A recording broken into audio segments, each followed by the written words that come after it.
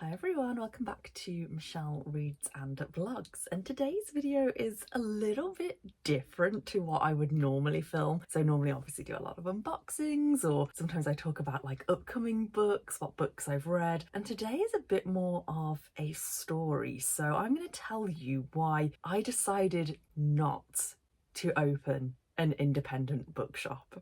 So to begin this, we have to go all the way back to winter. It was the very beginning of 2021. So at this point, I'd been teaching in school for 5.5 years, if you include my training year, and I was so unhappy. And I remember being in my parents' kitchen and basically breaking down one day and sobbing, being in floods of tears, being like, I just can't do this anymore. My mom basically turned around and said, okay, well, if you don't want to do this anymore, what would you want to do? What's the alternative? So I literally didn't even think about it. I just looked at her and went, I'd love to open a bookshop. And she was like, okay, we'll go and do that then. So my mom is such like a logical, down to earth person. And she's just like, well, yeah, go and do it. So I was like, okay. And that just like stopped me crying. So I really started to think about this, to plan it, and to put the wheels in motion. So just to put it into context as well, I live in a house. I have two big dogs, so I have to pay bills on both the house. I have to pay for the bills for the dogs. I run a car, so I have to pay for bills like for that. So I knew that going straight into quitting my job and opening a bookshop just wasn't a viable option for me at the time, because I need that guaranteed income. And I know that when you go into business, you have to plan for the first year to not make money. You might even have a deficit in that first year. The second year, the idea is to break even. And then in the third year, you might start to generate profits. So I knew that I wouldn't be able to pay myself in that first year, and I couldn't have that option.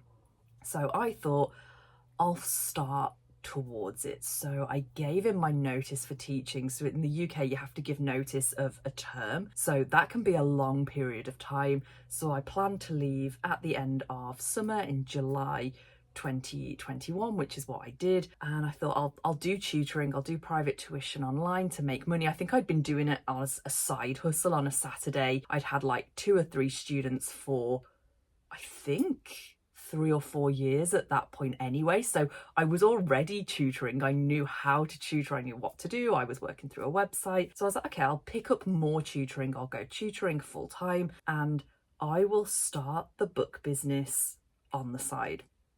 So that's exactly what I did. I set up a website. I came up with my branding, and so was born the little bookshop. So it was the town that I used to live in. I actually grew up there. I'm probably telling the internet way too much at the moment. I do not live there anymore, but a lot of my family still live in the general area. And I just liked the idea of going back there because it's a small town. It's got a high street. At the time, it had got a very successful monthly farmers market. And I just had this vision of wanting this bookshop in kind of one of the older buildings on this high street and making a shop for the local community. So that's where we began. And I had this idea. The original plan was to do the farmers market on, I think it was like the last Saturday of every month or the first Saturday, I can't remember, but to do the monthly farmers market, selling used and new books on the market whilst I built up my name and reputation. And at the same time, we would run an online monthly book club. So that is exactly what I did. So I ran this business as the little bookshop for probably a good year, until I really realized how much work it was. So remember, at the time, I'm still tutoring full time and I'm running this business on the side that is brand new. And I was just a little bit out of my depth with it. Lugging all of the books to a market. Why did I not think books are heavy? So I would store them in my spare bedroom. I would carry these books downstairs the day before the market. The morning of the market, I would carry them out to my car. I do not have a car parking space in front of my house. My house is in like a pedestrian area, so I would literally have to walk like the 20 meters to my car. So I would have all these boxes of books, so I would do that. Then I'd get to the high street, I'd have to unload them all out of the car, obviously then set up for the day, do the day's work, and then at the other end do it all in reverse. And it was so much physical work. My car was packed to the brim of books, but still, I loved it. I loved every second of doing those markets. My mom and dad would come and help me, bless them, even though like obviously none of us were being paid for this. So it was just like free work. And yeah, I just loved talking to local people about books for 5 hours on a Saturday. It was great. I think it was like 10 till 3. And it was great over the summer until we got to winter. And obviously, what does it do in the UK? A lot, not even just in winter. This summer's been terrible, by the way, but it rains, and water and books just added in that additional layer of making it harder. Like, how do you keep your books dry when you're literally like, that's what you're selling? So yeah, I realized how hard this really was. So I kind of did some soul searching. I thought, okay, it's not going to happen right now. The right shop hadn't come up for rent on the high street. I think at the time there wasn't any shops for rent. I made the decision to focus more online. I thought, I've got to take this away from being this idea of a local bookshop, because it wasn't a local bookshop at the time. It was me in my car with a little gazebo. So I thought, I've got to do this online. So I changed my branding. So we changed from the Little Bookshop to, I think, the Little Bookshop UK, because the Little Bookshop, if you Google that, there are hundreds of them. So many people have a bookshop called the Little Bookshop because it makes sense. You know, it gives you that idea of being cozy and lots of books. And, you know, oh, I loved that kind of the idea of it and the images I had in my head of what I wanted to create from this. But it just wasn't feasible at the time. So we changed the Little Bookshop UK. And what then started to happen is cost of living crisis in the UK. People have a lot less money now than they did even 3 years ago, or spending money, I should say. And I felt this myself. I think most working class people, probably everyone, even like middle class people, have probably seen the shift of this cost of living crisis that we're in. And I saw my numbers for this online monthly book club just go down and down and down, and the cost of everything to buy in went up and up and up. And you've got to remember, I wasn't really making money off of this anyway. So I made the decision. Well, I guess I kind of didn't make the decision. It just started to dwindle down slowly. Actually, I'm missing a whole part of the story here. A shop came up on the high street to rent. It used to be a, what do they call them? People who sell houses and rent houses. An estate agents. So it used to be an estate agents, and this shop came up, and it's pretty much the only suitable one that was available. So what I did is I really thought this out. I planned everything. And as in, I did physical drawings of where everything in the shop would go. I thought through what would a day in my life look like, what would a week in my life look like, how much is everything going to cost, down to even like the cost of the wallpaper I wanted to put on the wall. I literally thought everything through. I then had probably a few conversations with my dad, because one of the first roles that my dad had when he worked for a bank was he was in business banking. He was a business bank manager. So I was like, if anyone's going to know all of kind of like the nitty gritty bits that I'm going to not think about, it's going to be him. So, you know, I would ask him questions. I'm like, what does this term mean? And what would, you know, financially, how much will I need to put aside for this and this? And it was a lot of money, like how many thousands it would have took to set up this shop in the way I wanted to set it up. And to be honest, it wasn't the right unit. It wasn't the right shop. It wouldn't have worked for what I wanted to do with it. And so at that point, I was like, okay, I've got a choice. I either go for it or I don't. I made the decision to not go for it. I think that idea of the fact that it wasn't the right building, it wasn't the right layout, it wasn't quite the right size, on top of this fact that I need to pay my bills right now in my life, I need this guaranteed income. And again, it goes back to my mom. My mom is like one of the smartest people I know, by the way. And she basically said, I think this would be great for you, either if you were starting out, if this was 20 years ago, it makes me sound really old, if you were like 20 years old and you hadn't got all these overheads, you didn't need to earn money, it would have been great. Or your later life plans. So think about the time, you're in your 50s, you're kind of winding down, ready to retire, but not quite. For those two periods of your life, this would be brilliant. But right now, it's not. Right now, you need this kind of guaranteed income. So that made the decision. So I kind of thought, okay, fine, we'll carry on online only.